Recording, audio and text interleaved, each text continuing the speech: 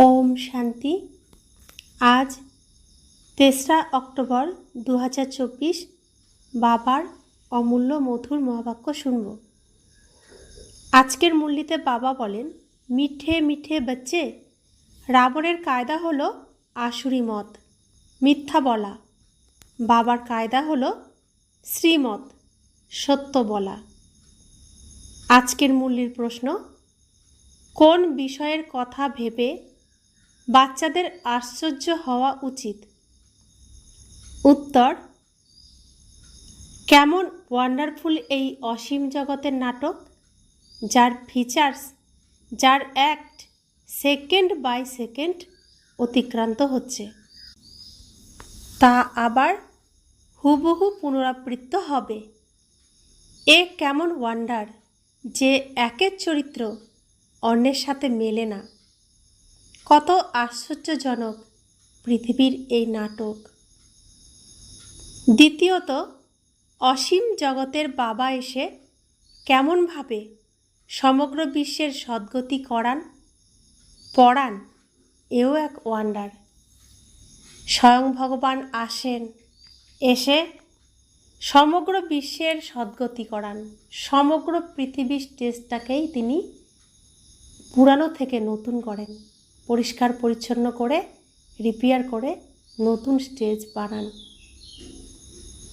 তিনি পড়াশোনা করান, তিনি রিহার্সাল করান, ট্রেনিং করান সবার সামনেই, অথচ তাকে কেউ চিনতেও পারে না, দেখতেও পারে না। তিনি তার কাজ করেই চলেছেন। আমরা সেই ভাগ্যবান আত্মা, ভগবানের এই শ্রেষ্ঠ কর্মের সহযোগী। আমরা শ্রেষ্ঠ আত্মা, সৌভাগ্যবান আত্মা। ভগবানের অশেষ কৃপা আমাদের ওপর, তার সুদৃষ্টি আমরা আত্মাদের উপর পড়েছে। তাই আমরা ঈশ্বরীয় বিশ্ববিদ্যালয়ে পড়াশোনা করার সৌভাগ্য প্রাপ্ত করেছি, সৃষ্টি রচনার কাজে অংশগ্রহণ করার সৌভাগ্য প্রাপ্ত করেছি। ব্রহ্মা বাবার সংকল্পের দ্বারা সৃষ্টি রচনা হচ্ছে, আর আমরা সেই সৃষ্টি রচনার কাজে অংশগ্রহণ করার সৌভাগ্য প্রাপ্ত করেছি। ওম শান্তি। আত্মাদের বাবা শিব বসে তার আত্মিক শালগ্রাম বাচ্চাদের বোঝাচ্ছেন। তিনি কি বোঝাচ্ছেন? তিনি সৃষ্টির আদি, মধ্য এবং অন্তের রহস্য বোঝান। আর এ বোঝানোর জন্য একমাত্র বাবাই আছেন। আর যেসব আত্মারা অথবা শালগ্রাম আছে, তাদের নাম হলো শরীরের নাম। আর বাকি হলেন একজনই, তিনি হলেন পরম আত্মা, যার কোনো শরীর নেই। সেই পরম আত্মার নাম হলো শিব। তাকেই পতিত পাবন পরমাত্মা বলা হয়। বাচ্চারা, তিনিই তোমাদের এই সম্পূর্ণ বিশ্বের আদি, মধ্য এবং অন্তের রহস্য বুঝিয়ে বলছেন। সকলেই তো পার্ট প্লে করার জন্য এখানে আসে। তোমাদের এও বোঝানো হয়েছে যে বিষ্ণুর দুটি রূপ, শঙ্করের কোনো পার্টই নেই। এইসব কথা বাবা বসে বোঝান। বাবা কখন আসেন? তিনি আসেন যখন নতুন সৃষ্টির স্থাপনা আর পুরানো সৃষ্টির বিনাশ হয়। বাচ্চারা জানে যে নতুন দুনিয়াতে এক আদি সনাতন দেবী দেবতা ধর্মের স্থাপনা হয়। এই স্থাপনা একমাত্র পরমপিতা পরমাত্মা ছাড়া আর কেউই করতে পারে না। তিনিই একমাত্র পরম আত্মা, যাকে পরমাত্মা বলা হয়। তার নাম হলো শিব। তার শরীরের কোনো নাম হয় না। আর যারাই আছে তাদের সকলেরই শরীরের নাম হয়। শুধুমাত্র একজনই আছেন যিনি ওপরে বসে থাকেন, যার কোনো শরীর নেই। তিনি কখনোই গর্ভে প্রবেশ করেন না। তিনি সদা পবিত্র থাকেন। তিনি সদা কল্যাণকারী। তিনি সদাশিব। তোমরা এও বুঝতে পারো যে মুখ্য মুখ্য যারা আছে তারা সবাই এসে গেছে। এই ড্রামার চক্র ঘুরতে ঘুরতে এখন অন্তে এসে পৌঁছেছে। এই অন্তিম সময়ে বাবাকেই প্রয়োজন। তার জয়ন্তীও পালন করা হয়। শিব জয়ন্তীও এই সময় পালন করা হয়, যখন দুনিয়ার পরিবর্তনের প্রয়োজন। ঘোর অন্ধকার থেকে অতি প্রকাশের আলোর উদয় হয়, অর্থাৎ দুঃখধাম থেকে সুখধাম হতে হবে। বাচ্চারা জানে যে পরমপিতা পরমাত্মা শিব একবারই পুরুষোত্তম সঙ্গম যুগে আসেন, পুরানো দুনিয়ার বিনাশ আর নতুন দুনিয়ার স্থাপনা করতে। প্রথমে নতুন দুনিয়ার স্থাপনা এবং পরে পুরানো দুনিয়ার বিনাশ হয়। বাচ্চারা বুঝতে পারে যে এই পড়া করে আমাদের হুঁশিয়ার হতে হবে আর দৈবিক গুণও ধারণ করতে হবে। আসুরি গুণের পরিবর্তন করতে হবে। দৈবিক গুণ আর আসুরি গুণের বর্ণনা চার্টে দেখানো আছে। নিজেকে দেখতে হবে, আমরা কাউকে বিরক্ত করছি না তো, মিথ্যা বলছি না তো, শ্রীমতের বিপরীতে চলি না তো। মিথ্যা বলা, কাউকে দুঃখ দেওয়া, বিরক্ত করা এ হলো রাবণের কায়দা। আর এর বিপরীতে অন্যটি হলো রামের কায়দা। শ্রীমত আর আসুরি মত ফলাও হয়ে থাকে। অর্ধেক কল্প আসুরি মত চলে, যাতে মানুষ অসুর, দুঃখী আর রোগী হয়ে যায়। 5 বিকারের প্রবেশ হয়। বাবা এসে শ্রীমত প্রদান করেন। বাচ্চারা জানে যে শ্রীমতে আমরা দৈবিক গুণ অর্জন করি। এই আসুরি গুণের পরিবর্তন করতে হবে। এই আসুরি গুণ যদি থেকে যায় তাহলে পথ কম হয়ে যাবে। তোমাদের জন্ম জন্মান্তরের যে পাপের বোঝা মাথার উপর আছে, পুরুষার্থের নম্বর অনুসারে তা হালকা হয়ে যাবে। তোমরা এ কথাও জানো যে এ হলো পুরুষোত্তম সঙ্গম যুগ। তোমরা বাবার দ্বারা এখন দৈবিক গুণ ধারণ করে নতুন দুনিয়ার মালিক হও। তাই এ কথা সিদ্ধ যে পুরানো দুনিয়া অবশ্যই শেষ হতে হবে। এই ব্রহ্মা কুমার কুমারীদের দ্বারাই নতুন দুনিয়ার স্থাপনা হবে, এ কথা সম্পূর্ণ নিশ্চিত। তাই সকলেই এই সেবায় যুক্ত আছে। তারা কারোর না কারোর কল্যাণ করার পরিশ্রম করতে থাকে। তোমরা জানো যে আমাদের ভাই বোনেরা কত সেবা করে। তারা সবাইকে বাবার পরিচয় দিতে থাকে। বাবা এসেছেন যখন, তখন প্রথমে তো খুব অল্পজনই পরিচয় পাবে, তারপর বৃদ্ধি পেতে থাকবে। এক ব্রহ্মার দ্বারা কত ব্রহ্মা কুমার তৈরি হয়। ব্রাহ্মণ কুল তো অবশ্যই প্রয়োজন, তাই না? শিব বাবা এই পৃথিবীতে যজ্ঞ রচনা করেছেন, তো সেই যজ্ঞ সামলানোর জন্য, যজ্ঞ রক্ষা করার জন্য ব্রাহ্মণ তো চাই। ব্রাহ্মণ ছাড়া এই যজ্ঞ রক্ষা করা সম্ভব নয়। তাই শ্রীকৃষ্ণের অন্তিম জন্মের অন্তিম শরীরে প্রবেশ করে তিনি তাকে প্রথম ব্রাহ্মণ বানান, নাম রাখেন ব্রহ্মা। তার দ্বারা তিনি সন্তান রচনা করেন সংকল্পের দ্বারা।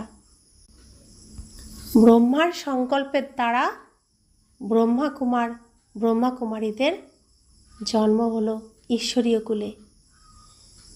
বাবা বলছেন, তোমরা জানো যে আমরা সকল ব্রহ্মা কুমার ব্রহ্মা কুমারীরা শিব বাবার সন্তান। সকলেই ভাই ভাই, প্রকৃতপক্ষে সকলেই ভাই ভাই। তারপর প্রজাপিতা ব্রহ্মার হওয়ার কারণে ভাই বোন হয়ে যায়। পরমপিতা পরম আত্মার সন্তান আমরা আত্মারা সবাই ভাই ভাই। ব্রহ্মা বাবার শাখা শরীর, তার সংকল্পের দ্বারা যে সন্তান, তারাও আমরা শাখা শরীরে ভাই বোন।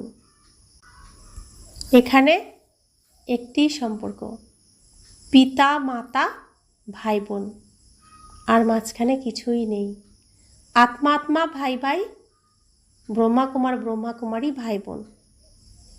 এরপর যখন দেবতা কুলে যাবে তখন সম্বন্ধের বৃদ্ধি পেতে থাকবে। এই সময় সবাই ব্রহ্মার সন্তান হলো, তাই সকলে একই কুলের হলো।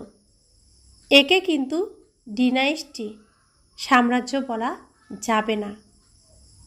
রাজত্ব না কৌরবদের না পাণ্ডবদের। ডিনাইস্টি তখনই হয় যখন নম্বর অনুসারে রাজা রানী সিংহাসনে বসেন। এখন তো হলোই প্রজার ওপর প্রজার রাজত্ব। শুরু থেকে পবিত্র সাম্রাজ্য আর অপবিত্র সাম্রাজ্য চলে আসছে। বাচ্চারা জানে যে 5000 বছর পূর্বে ভারতে স্বর্গ ছিল, তো তখন এখানে পবিত্র ডিনাইস্টি ছিল, পবিত্র সাম্রাজ্য ছিল। তার চিত্রও আছে। তখনকার মন্দির কত ঐশ্বর্যমণ্ডিত ছিল, আর কারোরই মন্দির নেই।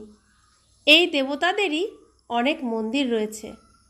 বাচ্চাদের বোঝানো হয়েছে যে আর সকলেরই শরীরের নামের পরিবর্তন হয়। এনার নাম শিব, তা চলেই আসছে। শিব ভগবানুবাচ, কোনো দেহধারীকেই ভগবান বলা হয় না। একমাত্র বাবা ছাড়া আর কেউই বাবার পরিচয় দিতে পারে না, কেননা কেউই বাবাকে জানেই না। এখানেও এমন অনেকেই আছে যাদের বুদ্ধিতে আসেই না যে কিভাবে বাবাকে স্মরণ করবে। তারা দ্বিধাগ্রস্ত হয়ে যায়। তারা ভাবে এত ছোট বিন্দু, তাকে কিভাবে স্মরণ করব? শরীর তো বড়, তাই তাকেই স্মরণ করতে থাকে। এমন গায়নও আছে যে ভ্রুকুটির মধ্যে ঝলমলে তারা, অর্থাৎ আত্মা হলো তারার মতো। আত্মাকে শালগ্রাম বলা হয়। শিবলিঙ্গেরও বড় রূপে পুজো হয়। আত্মাকে যেমন দেখা যায় না, তেমনই শিব বাবাকেও দেখা যায় না।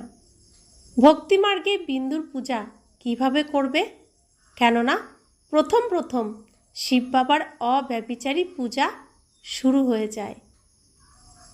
তাই পুজোর জন্য অবশ্যই বড় জিনিসের প্রয়োজন। শালগ্রামও বড় ডিমের মতো বানানো হয়। একদিকে বৃদ্ধাঙ্গুষ্ঠের মতো বলতে থাকে, আবার তারার মতোও বলতে থাকে। তোমাদের এখন একটি বিষয়েই স্থির হতে হবে। অর্ধেক কল্প তোমরা বড় জিনিসের পুজো করেছ, এখন তাকে বিন্দু মনে করা এতে পরিশ্রম। তোমরা তো দেখতেও পাও না। শিব বাবাকে অনুভব করা যায়, তৃতীয় নয়ন দ্বারা অনুভব করা যায়। তিনি তো স্থূল নন, তিনি আত্মা, তাই তাকে দেখতেও পাওয়া যায় না। তো যাকে দেখতে পাওয়া যায় না তাকে স্মরণ করা অনেক পরিশ্রমের। এ কথা বুদ্ধির দ্বারা জানতে পারা যায়। আত্মা শরীরে প্রবেশ করে, আবার নির্গত হয়েও যায়। কেউ তো তা দেখতে পারে না। বড় জিনিস হলে তা দেখা যায়। বাবাও এমনই বিন্দু, কিন্তু তিনি হলেন জ্ঞানের সাগর।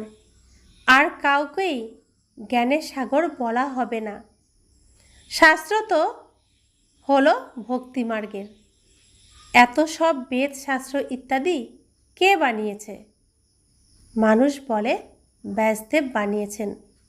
ক্রাইস্টের আত্মা কোনো শাস্ত্র বানায়নি, এ তো পরে মানুষ বসে বানায়। তাদের মধ্যে তো এই জ্ঞান নেই।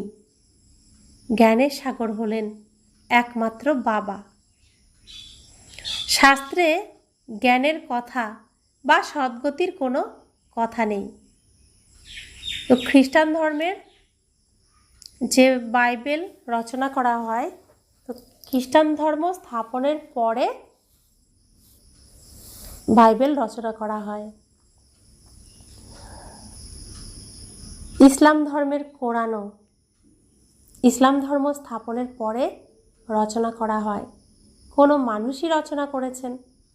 ঠিক সেরকমই সনাতন ধর্মের স্থাপনা হওয়ার পরে, দেবী দেবতা ধর্মের স্থাপনা হওয়ার পরে দ্রাপর যুগে গীতা রচনা করা হবে, তাও মানুষই রচনা করবেন। ধর্ম স্থাপন তো এখন হয়ে যাচ্ছে, সনাতন ধর্মের স্থাপনা এখন হচ্ছে, পরে এর শাস্ত্র রচনা হবে, গীতা রচনা হবে। এখন ভগবানের মুখের গীতা জ্ঞানের দ্বারা সনাতন ধর্মের স্থাপনা হচ্ছে। স্বয়ং ভগবান এই স্থাপনার কার্য চালাচ্ছেন। এরই স্মরণিক গ্রন্থ হিসাবে গীতা রচনা করা হবে দ্রাপর যুগে। তো বাবা বলছেন, প্রত্যেক ধর্মের মানুষ তাদের নিজের ধর্মস্থাপকদের স্মরণ করে, তারা দেহধারীদের স্মরণ করে। ক্রাইস্টের চিত্র তো আছে, সকলেরই চিত্র আছে। শিব বাবা হলেনই পরম আত্মা। তোমরা এখন বুঝতে পারো, আত্মারা সকলেই ভাই ভাই। ভাইদের মধ্যে জ্ঞান থাকতে পারে না যে কাউকে জ্ঞান দান করে সদ্গতি করাতে পারে।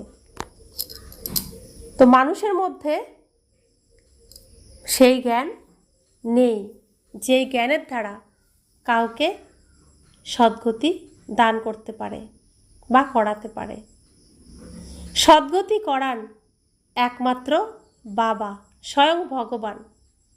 এই সময় যেমন ভাইরাও আছে, তেমনি বাবাও আছেন। বাবা এসেই সম্পূর্ণ বিশ্বের আত্মাদের সদ্গতি করান। বিশ্বের সদ্গতি দাতা হলেন একজনই, শ্রী শ্রী 108 জগৎগুরু বলো অথবা বিশ্বের গুরু বলো, একই কথা হলো। এখন হলো আসুরি রাজ্য। এই সঙ্গম যুগেই বাবা এসে এসব কথা বুঝিয়ে বলেন। তো 108 মালা জপ করে, তো মালা জপ করলে তাতে সদ্গতি হবে না। যত গুরুই করা হোক, কোনো গুরুর দ্বারা সদ্গতি হবে না, যতক্ষণ না সদ্গুরু স্বয়ং ভগবান এসে সদ্গতি করবেন, ততক্ষণ পর্যন্ত কারো সদ্গতি সম্ভব নয়। তো ভগবান তখনই আসেন যখন সৃষ্টির ভোরবেলা, কলিযুগ রূপী রাতের পরে সত্যযুগ রূপী দিনের শুরু। এই দুই যুগের মিলনের সময় ভগবান আসেন।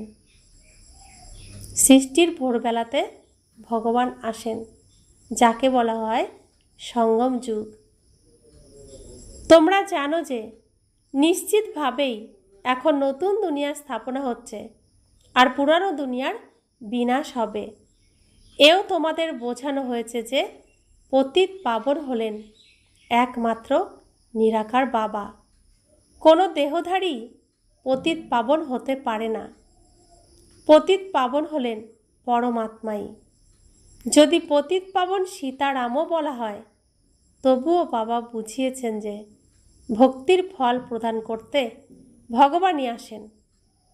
তাই সব সীতারাই তার পত্নী হল, আর পতি হলেন এক রাম, যিনি সকলের সদ্গতি দাতা। এইসব কথা বাবা বসেই বোঝান। ড্রামা অনুসারে 5000 বছর পরে তোমরা আবার এই কথা শুনবে।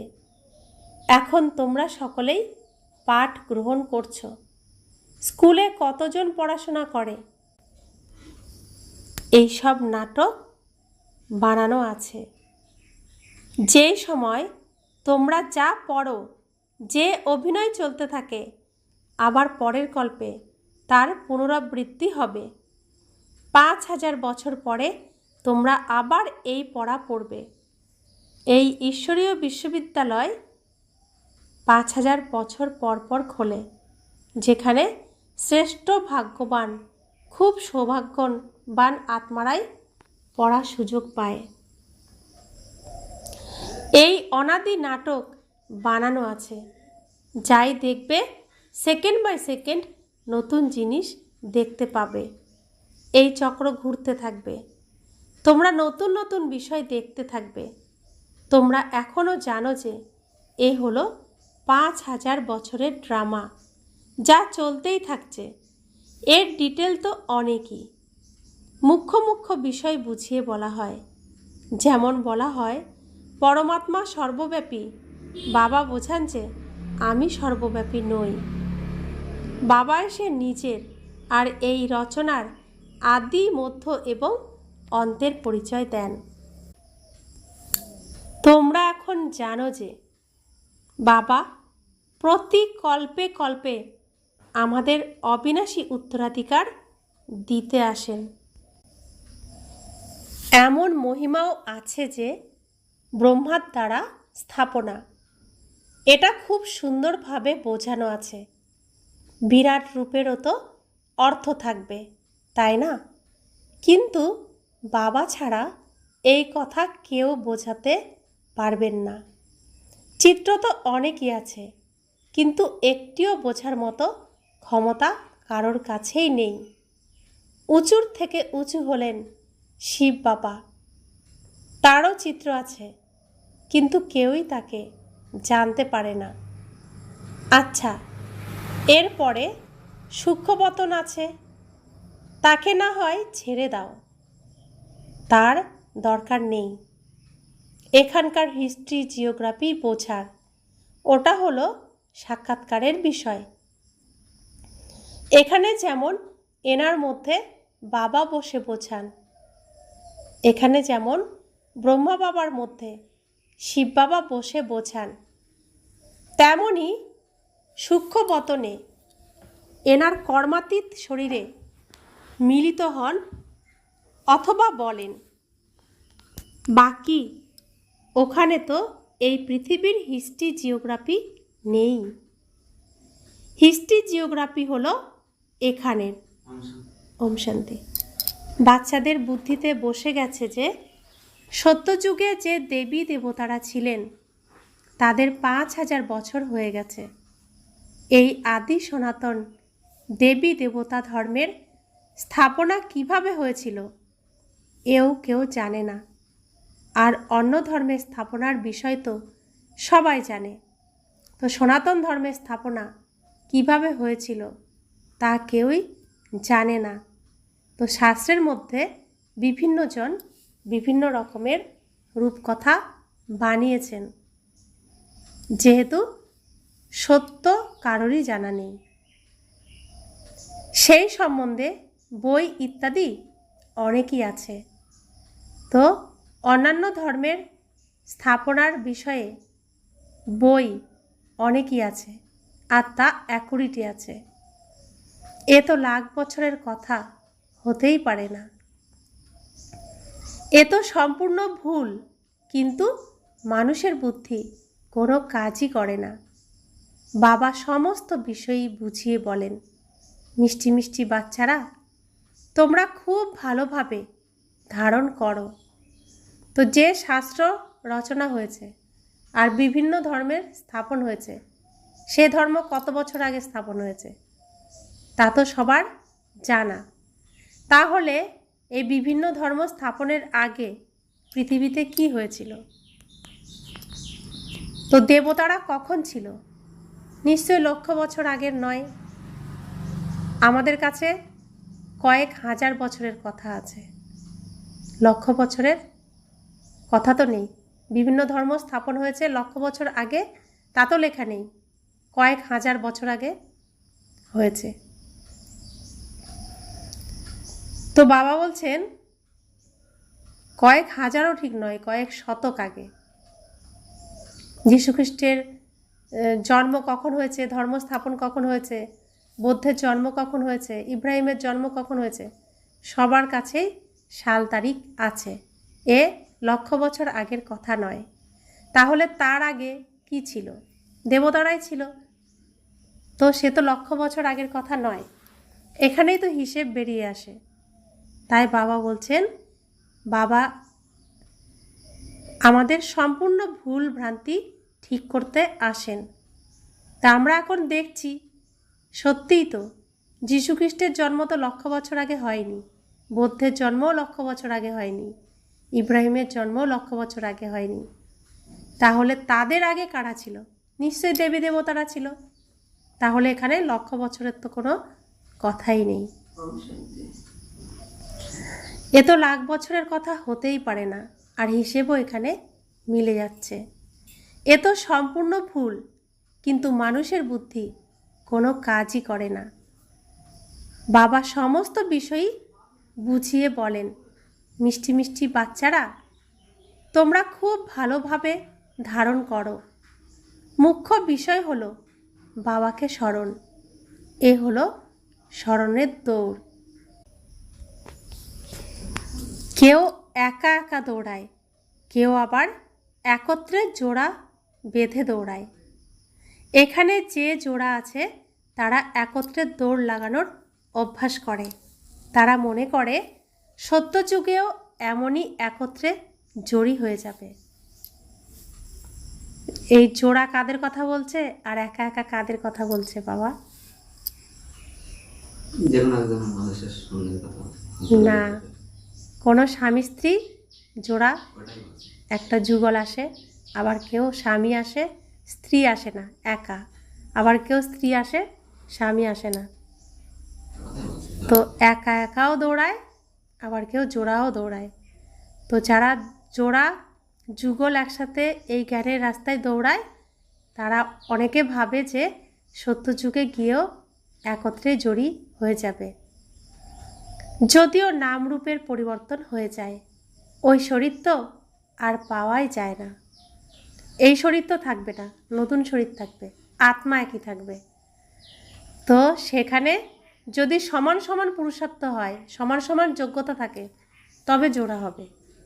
আর যদি সমান সমান না হয় তাহলে হবে না। তো সেখানে বাবা এমন পাত্র নির্বাচন করেন যে সেখানে কারোর কম বেশি থাকবে না, তো সমান সমান থাকবে। স্ত্রী আর পুরুষের প্রত্যেকেই তো 16 কলা সম্পূর্ণ, সর্বগুণ সম্পূর্ণ থাকবে। তো যারা সাজা না খেয়ে যাবে তাদের জন্য সেরকম সিলেক্ট হবে, আর যারা সাজা খেয়ে যাবে তাদের জন্য আরেক রকম সিলেক্ট হবে না। তো সমান সমান থাকবে, সেখানে কেউ কারোর থেকে কম বেশি থাকবে না। তো বাবা বলছেন শরীরের তো পরিবর্তন হয়। তো এই শরীর পুরনো হয়ে গেছে, এখনকার যে শরীর, এই পুরনো শরীর আমরা এখানে দিয়ে যাব। তো বাবা আমাদের জন্য নতুন শরীর তৈরি করছেন, রেডি করে রাখছেন। তো সেই নতুন শরীরে আমরা প্রবেশ করব। আর যেই শরীর খুবই সুন্দর, আত্মাও খুবই সুন্দর। তারা বুঝতে পারে আত্মা এক শরীর ত্যাগ করে অন্য শরীর ধারণ করে। চেহারা তো আলাদাই হবে, কিন্তু বাচ্চাদের আশ্চর্য হওয়া উচিত যে যে চেহারা, যে অ্যাক্ট সেকেন্ড বাই সেকেন্ড অতীত হয়ে যাচ্ছে, তা আবার 5000 বছর পরে হুবহু রিপিট হবে। কত ওয়ান্ডারফুল নাটক, আর কেউই তা বোঝাতে পারে না। তোমরা জানো যে আমরা সবাই পুরুষার্থ করছি। নম্বরের ক্রমানুসারে আমরা তো তৈরি হবই।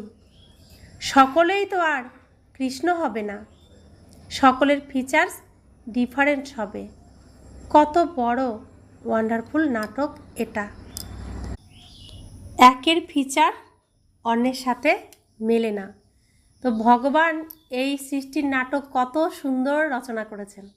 একজনের শরীরের সাথে আরেকজনের মিলবে না, একজনের অভিনয়ের সাথে আরেকজনের অভিনয় মেলে না, সম্পূর্ণই আলাদা।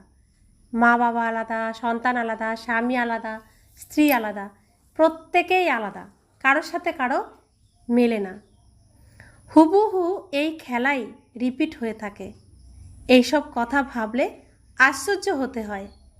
অসীম জগতের বাবা এসে কিভাবে আমাদের পড়ান? স্বয়ং ভগবান আমাদের এসে পড়ান, এই পৃথিবীতেই পড়াচ্ছেন, অথচ মানুষ বুঝতে পারছে না। কত আশ্চর্যজনক ঘটনা! ভগবান আমাদের সাথেই আছেন, আমাদের পড়াচ্ছেন, এই পৃথিবীকে পরিষ্কার করছেন, এই স্টেজকে রিপেয়ার করছেন, নতুন স্টেজ বানাচ্ছেন, সবার সামনে দিয়েই কাজ হয়ে যাচ্ছে। কিন্তু কত আশ্চর্য ব্যাপার যে কেউ বুঝতে পারছে না। জন্ম জন্মান্তর তো আমরা ভক্তিমার্গের শাস্ত্র পড়ে এসেছি, সাধু সন্তদের কথা ইত্যাদিও শুনে এসেছি। বাবা এখন বলছেন ভক্তির সময় সম্পূর্ণ হয়েছে, এখন ভক্তরা ভগবানের কাছে ফল পাবে। তারা এই কথা জানে না যে ভগবান কখন কোন রূপে আসবেন। তারা কখনো বলে শাস্ত্র পাঠ করলে ভগবানকে পাওয়া যাবে, আবার কখনো বলে ভগবান এখানে আসবে। শাস্ত্রে যদি কাজ হয়ে যায় তাহলে বাবাকে কেন আসতে হয়? শাস্ত্র পড়লেই যদি ভগবান লাভ সম্ভব হয় তাহলে এসে আর কি করবেন? অর্ধেক কল্প তোমরা এই শাস্ত্র পড়তে পড়তে তমপ্রধানই হয়ে গেছো। তো বুদ্ধি কি হয়ে গেছে? একদম নির্বুদ্ধি হয়ে গেছে শাস্ত্র পড়ে পড়ে। কেন হয়েছে? এক একজন একটা গল্পকেই এক একজন এক এক রকমভাবে রচনা করেছেন। তো মানুষ কি করবেন বুঝে উঠতে পারছেন না, তো দিশেহারা। তাই যে যা বলে তাই শুনতে থাকে, তাই করতে থাকে, তাই মানতেই থাকে। কিন্তু উদ্দেশ্য ভগবানকেই পাওয়া, ভগবানের কাছে পৌঁছানো। তো বাবা বলছেন তাই আমি বাচ্চাদের সৃষ্টি চক্র বোঝাতে থাকি, আর তোমাদের দৈবী চলনও চাই। এক তো তোমরা কাউকে দুঃখ দেবে না, এমন নয় যে কেউ বিষ চাইলো তা না দিলে কাউকে দুঃখ দেওয়া হবে। বাবা তো এমন বলেন না। এমনও আবার বুদ্ধ রয়েছে যে বলে বাবা তো বলেন যে কাউকে দুঃখ দেওয়া উচিত নয়, এখন যদি বিষ চায় তাহলে একে দেওয়া উচিত, না হলে এও কাউকে দুঃখ দেওয়াই হলো, তাই না? এমন যারা ভাবে তারা মূঢ়মতি।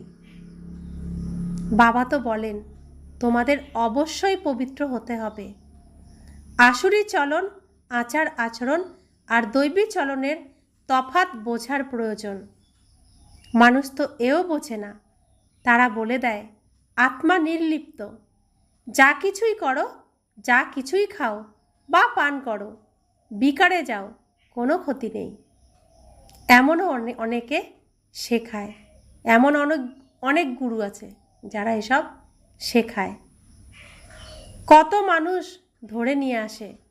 এখানে বাইরেরও অনেকেই নিরামিষাশী থাকে, নিশ্চয়ই ভালো, তাই তো তারা নিরামিষাশী হয়। সব জাতির মধ্যেই বৈষ্ণব থাকে, তারা ছি ছি জিনিস খায় না, তারা সংখ্যায় কম। তোমরাও কম সংখ্যক, আমরাও সংখ্যায় কম। এই সময় তোমরা কত অল্প, আস্তে আস্তে তোমরা বৃদ্ধি পেতে থাকবে। বাচ্চারা এই শিক্ষা পায় যে দৈবী গুণ ধারণ করো, অন্যের হাতে তৈরি কোনো ছি ছি বস্তু খাওয়া উচিত নয়। তো আমরা যা খাবো তা বাবার স্মরণে, যে খাবার তৈরি করবে সেও বাবার স্মরণেই তৈরি করবে, ভগবানের স্মরণে তৈরি করবে। তো যেই খাবার ভগবানের স্মরণে তৈরি হবে সেই খাবারই শুধুমাত্র আমরা খাবো, আর যে খাবার তৈরি করবে তাকেও ভগবানের ভোগ তৈরি করার মতো উপযুক্ত হতেও হবে, তাই না? তাই জন্য বাবা সবসময় বলেন যে খাওয়ার দিকে নজর দাও। অন্ন শুদ্ধ তো মন শুদ্ধ, মন শুদ্ধ তো জীবনও শুদ্ধ। अच्छा, मीठे मीठे सिखिला दे बच्चों प्रति मात पिता बाप दादा का याद प्यार और गुड मॉर्निंग। रूहानी बाप की रूहानी बच्चों को नमस्ते। हम रूहानी बच्चों की रूहानी मात पिता बाप दादा को याद प्यार, गुड मॉर्निंग और नमस्ते नमस्ते नमस्ते। शुक्रिया बाबा, शुक्रिया बाबा, शुक्रिया। धारणार जन्य मुख्य सार। নিজের চার্টে দেখতে হবে আমি শ্রীমতের বিপরীতে চলছি না তো। দ্বিতীয়ত, মিথ্যা বলি না তো। তৃতীয়ত, কাউকে বিরক্ত করি না তো। চতুর্থত, দৈবী গুণ ধারণ করেছি তো। কি কি পয়েন্ট দিলেন? নিজের চার্টে কি রাখতে হবে? আমি শ্রীমতের বিপরীতে চলছি না তো। শ্রীমত কি? ভগবানের শ্রীমত কি? ভগবান কি সত্য তো? তিনি পরম পিতা, পরম আত্মা। তিনি আত্মা। আত্মা কি? অবিনাশী, যার বিনাশ নেই, যাকে কাল খেতে পারে না। আর আমি আত্মা কি? অবিনাশী।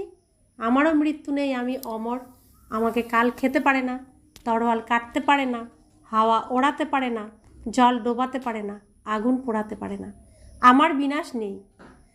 তো সত্য পিতাকে আমি চিনেছি। আমি আত্মা সত্য, আমার পিতাও সত্য। সত্য পিতার সাথে সত্য হয়েই চলতে হবে।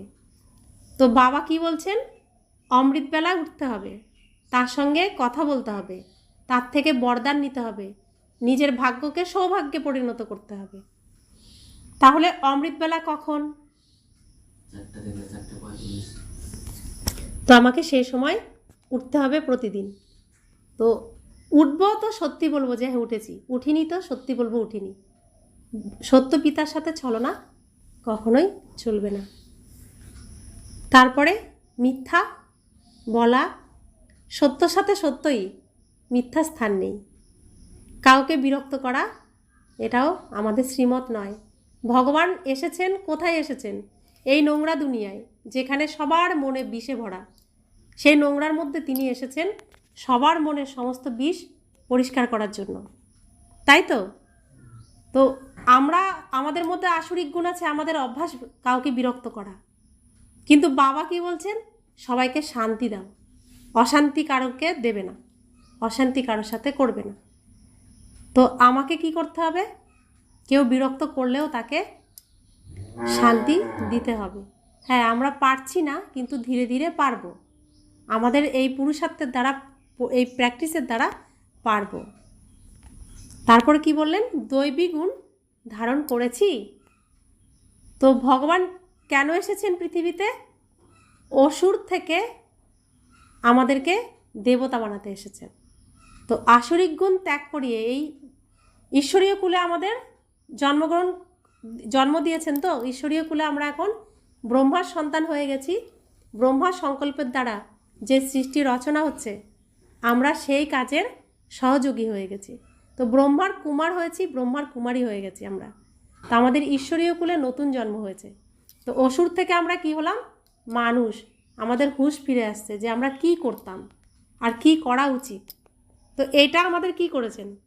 অসুর থেকে মানুষ বানিয়েছেন। এইবার মানুষ থেকে আমাদের কি বানাচ্ছেন?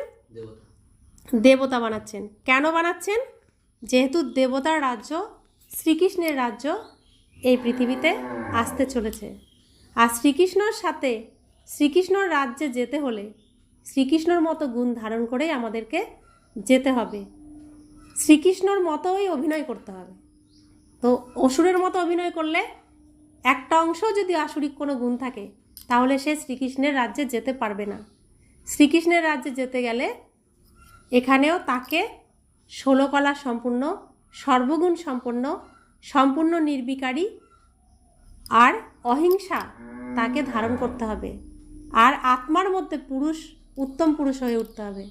তো শ্রীকৃষ্ণের যতটা গুণ ততটাই গ্রহণ করতে হবে, তবেই শ্রীকৃষ্ণের রাজ্যে যাওয়া যাবে। আর এটা শেখাচ্ছেন কে? স্বয়ং ভগবান।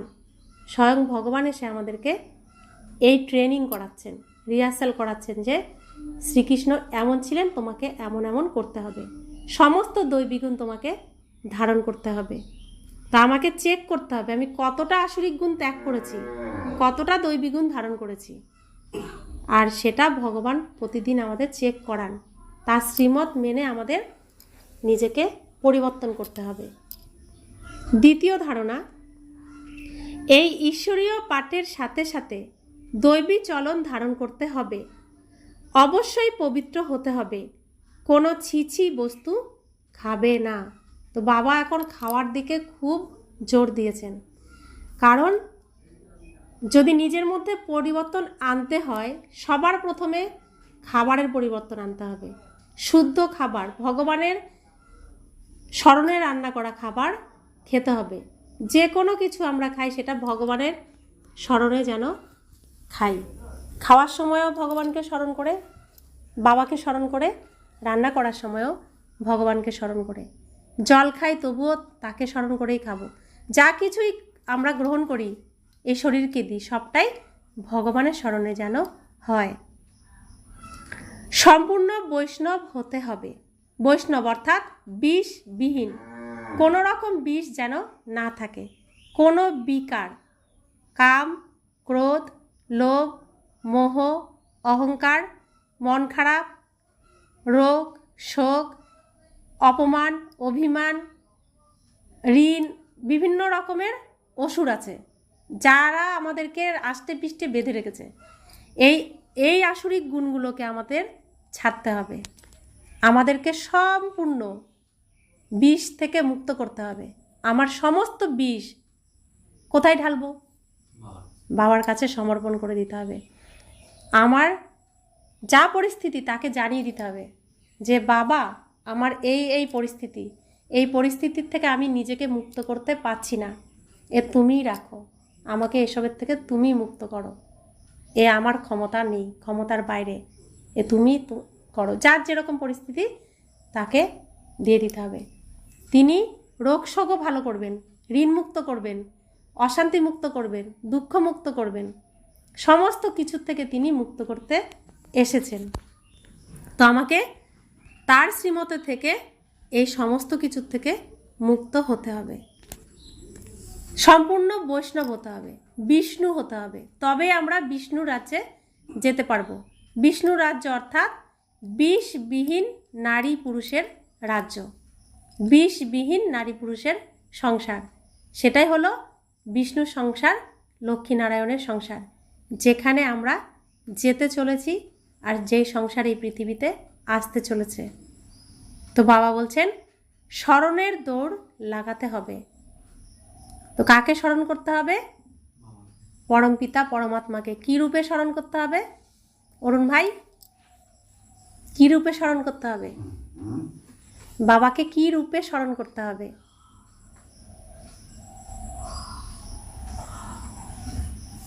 কি রূপ বাবার? আমি আত্মার কি রূপ?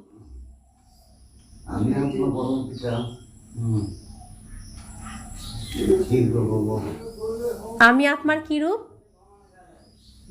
লাল জ্যোতির্বিন্দু স্বরূপ পরমাত্মা। আর আমার পিতার রূপ?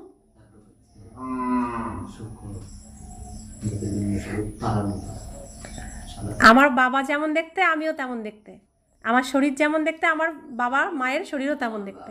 তা আমি আত্মা জ্যোতির্বিন্দু স্বরূপ, আমার পিতাও বিন্দু স্বরূপ, প্রকাশ স্বরূপ। তা আমাকে ওই বিন্দু রূপেই তাকে স্মরণ করতে হবে। এই স্মরণের ক্ষেত্রেই অনেক পরিশ্রম। যাকে দেখা যাচ্ছে তাকে স্মরণ করতে কোনো অসুবিধে নেই, কিন্তু যাকে দেখা যাচ্ছে না, অনুভবের দ্বারা যাকে, এই তৃতীয় নয়ন দিয়ে যাকে দেখতে হবে, এই তৃতীয় নয়ন খুলতে হবে। আর তৃতীয় নয়ন দিয়ে তাকে দেখা যায়, অনুভব করা যায়। তো এই তৃতীয় নয়ন সবসময় জাগ্রত রাখতে হবে, তখন তাকে দেখা যাবে, স্মরণ করা যাবে। তো এই স্মরণের ক্ষেত্রেই পরিশ্রম। তাই তো বলছেন স্মরণের দৌড় লাগাও। তো সবসময় তিনি আমার পিতা, পরমপিতা পরমাত্মা, তিনি জ্যোতির্বিন্দু স্বরূপ, উজ্জ্বল তারার মতো ঝলমল করছে। এই তো এটুকুই ভাবনা। তো এইভাবে স্মরণ করতে হবে। তিনি আমার সবসময়ের সাথী। কাজ করছি তো বাবা আমার হয়ে কাজ করছে, এই শরীর দ্বারা কাজ করছেন। তো বলতে হবে বাবা তোমার কাজ তুমি করছো, আমি তো নিমিত্ত। তো এইভাবে তাকে সব কিছু দিলে এটা কি হলো? এটাই তো স্মরণ। যাই কিছু করছি তুমি করছো, এই শরীর দ্বারা করাচ্ছ। তো এটাই হলো স্মরণ। এর জন্য আলাদা করে বসে বসে স্মরণ করতে হবে না। রাস্তায় হাঁটছি, বাবা তুমি আমার বন্ধু, আমার সাথেই তুমি রয়েছো, চলো তুমি আর আমি একসাথে চলি। তো তখন আর কোনো মানুষের সাথের প্রয়োজন হবে না। তখন আমার মধ্যে জ্ঞান থাকবে না, আর শক্তিও থাকবে যে ভগবান আমার সাথে আছেন। তো আমার মধ্যে কোনো ভয় আসবে না, আমাকে কোনো বিপদও ছুঁতেও পারবে না, আমি সুরক্ষিত তার ছত্রছায়ায়। তো এগুলো করতে হবে, শুনলে হবে না, সব করতে হবে, করে নিজের জীবনে পরিবর্তন আনতে হবে। তো বাবা বলছেন যে করবে সেই পাবে, করলেই পাবে। আর সেটা করে দেখতে হবে পাই কি না, তাই না? পরিবর্তন তো শুনলে হবে না, জীবনে করতে হবে। করে আমাকে দেখিয়ে দিতে হবে যে আমি ভগবানের কাছ থেকে শিখছি, আমার জীবনের এরকম পরিবর্তন হয়েছে, ভগবান আমার পরিবর্তন করিয়েছেন। তা আমার পরিবর্তন দেখলে তবে তো অন্যেরা বুঝবে, আর তা না হলে বললে কি বুঝবে? এতদিন তো আমরা এত এত শুনে এসেছি, শুনে এসে আমাদের ভাগ্যের কি পরিবর্তন হয়েছে? হয়নি। এখন করতে হবে, করে দেখাতে হবে, সেই সময় এখন এসেছে। বরদান। বাবার নির্দেশে বুদ্ধিকে খালি রেখে ব্যর্থ বা বিকারী স্বপ্ন থেকেও মুক্ত ভব। বাবার নির্দেশ হলো শোয়ার সময় সর্বদা নিজের বুদ্ধিকে ক্লিয়ার করো, ভালো খারাপ সব বাবাকে দিয়ে বুদ্ধিকে খালি করো, বাবাকে দিয়ে বাবার সাথে শুয়ে পড়ো, একা একা শোবে না। একা ঘুমাতে যাও বা ব্যর্থ কথাগুলিকে বর্ণনা করতে করতে ঘুমাতে যাও বলেই ব্যর্থ বা বিকারী স্বপ্ন আসে। এটাও হলো অমনোযোগিতা। এই অমনোযোগিতাকে ত্যাগ করে বাবার নির্দেশে চলো, তবে ব্যর্থ বা বিকারী সংকল্প থেকে মুক্ত হয়ে যাবে। আজকে বাবা পুরো শ্রীমত বলে দিচ্ছেন, কি করতে হবে, কখন কি করতে হবে। রাতে ঘুমানোর সময় আমাদের কি অভ্যাস আছে না? ফোন। তো ফোনে রাতে গল্প করি, তো দুনিয়ার কি কি হয়েছে সব বলি। আবার আছে না টিভি, কি হয়েছে খবরে দেখি, যা দেখি সব নেগেটিভ, মন খারাপ করার জিনিস দেখি। ফোনেও দুনিয়ার লোকের, দুনিয়ার খবর বলছি, তাও মন খারাপ করার। এবার শুয়ে পড়লাম, তো স্বপ্নে কি আসবে? যা যা আমি বললাম, যে চিন্তন চললো সেটাই স্বপ্নে আসবে। তো বাবা বলছেন সেটা করবে না। ঘুমানোর অন্তত 1 ঘন্টা আগে ফোন ছাড়বে, টিভি ছাড়বে। ঘুমানোর আগে সারাদিন তুমি কি কি করেছো, ভালো মন্দ যা করেছো সব বাবার সাথে গল্প করো, যে বাবা আমি এই এই করেছি, এই এই করেছি। তো ভালো মন্দ তুমি নিজেই বুঝে যাবে কোনটা ভালো করেছি, কোনটা খারাপ করেছি। পরবর্তী দিন খারাপের পরিমাণ কমে যাবে, ভালোটা বাড়বে। তো বাবাকে আমি বলে ঘুমালাম যে বাবা তোমার শক্তিতে আমি পরিপূর্ণ, আমি এখন ঘুমাচ্ছি তোমার কোলে, গুড নাইট বাবা বা শুভরাত্রি বাবা বলে, বাবা আমি তোমার কোলে ঘুমাচ্ছি, এই বলে শুয়ে পড়তে হবে। তো দেখবেন সেই ঘুম কেমন হয়, সকালবেলা উঠলে কেমন লাগে। আর ঘুম থেকে ওঠার সাথে সাথে গুড মর্নিং বাবা।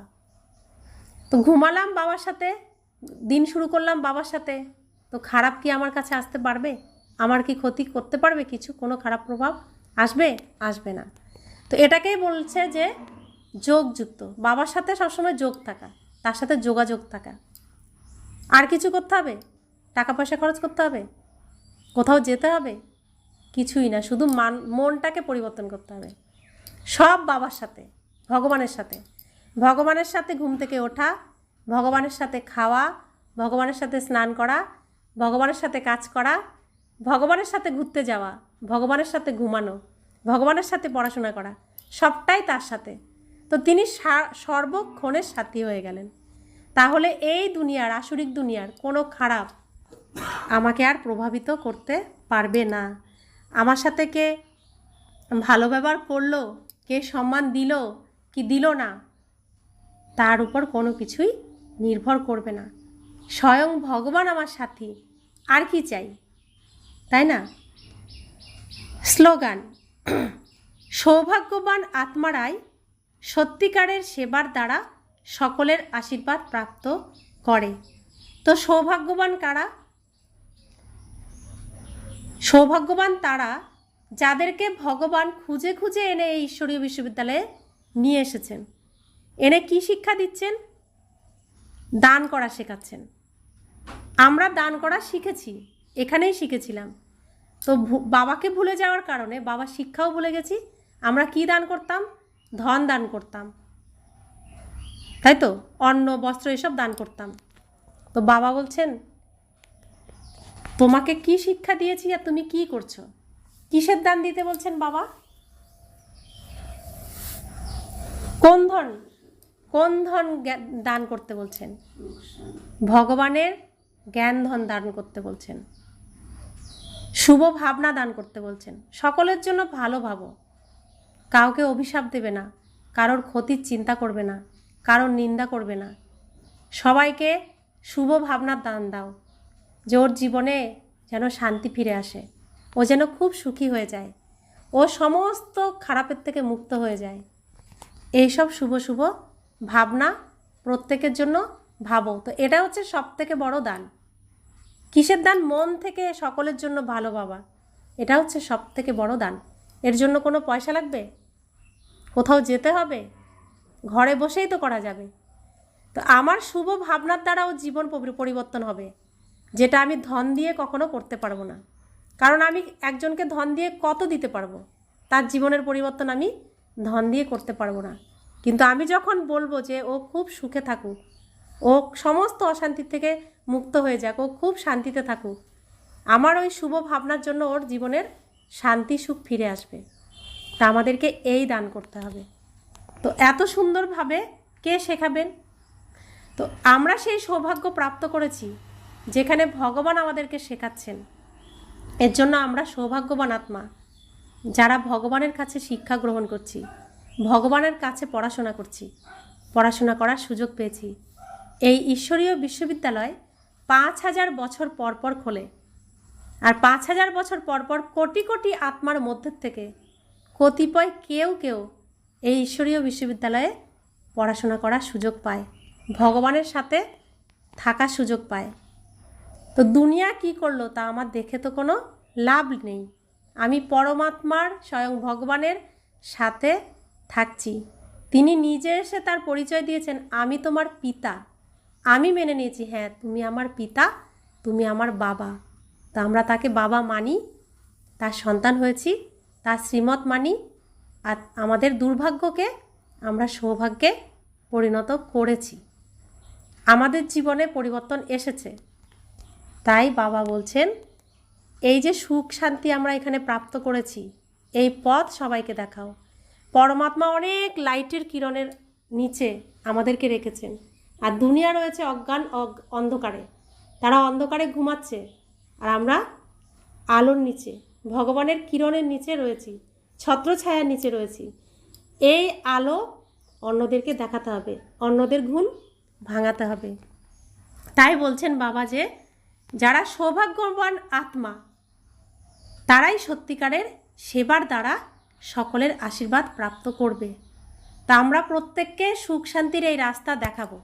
তো সত্যিকারের সেবা করব, প্রত্যেকের জীবনে শান্তির দান দেব, সুখের দান দেব, পবিত্রতা দান দেব, শক্তির দান দেব, আনন্দের দান দেব, প্রেমের দান দেব। তো প্রত্যেকের জীবনের পরিবর্তন আসবে। তো একটা পরিবার, একজন যদি পরিবর্তন হয়, একটা পরিবার পরিবর্তন হয়, তো এইভাবে একটা গ্রাম পরিবর্তন হবে, একটা শহর পরিবর্তন হবে, জেলা পরিবর্তন হবে, রাজ্য পরিবর্তন হবে, দেশ পরিবর্তন হবে। তো পৃথিবীও ধীরে ধীরে পরিবর্তন হবে। যেমন দেবী দেবতারা ছিলেন, সেখান থেকে খারাপ হয়েছে, আবার খারাপ থেকে আবার ভালোও হবে, আবার দেবী দেবতারা এখানে আসবেন। আর আমাদেরকেই সেই আশার জায়গা তৈরি করে দিতে হবে, যাতে দেবী দেবতারা এই পৃথিবীর স্টেজে পা রাখতে পারেন। এই স্টেজটাকে উপযুক্ত করে দিতে হবে দেবী দেবতাদের আসার জন্য। আর আমরা এই শ্রেষ্ঠ কর্মের সহযোগী, সৌভাগ্যবান আত্মা। ওম শান্তি। শান্তি।